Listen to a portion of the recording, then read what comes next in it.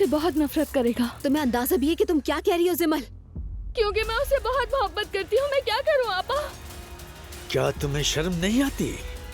तुम मेरे बेटे नहीं हो सकते। उसका नाम जिमल है, वो अपनी आपा के साथ आई थी। उसने तुम्हारी सारी तस्वीरें दिखाई। किसी को ये कहने का मौका नहीं दूंगा कि रसूल के बेटे ने किसी की जिंदगी तबाह की। तुम उस लड़की से निकाह करोगे। तो हाँ, अगर तुम तंग आ चुके हो तो तलाक दे दो। तो ये हल निकाला आपने? इसके अलावा कोई और हल नहीं है। मैंने शादी कर ली।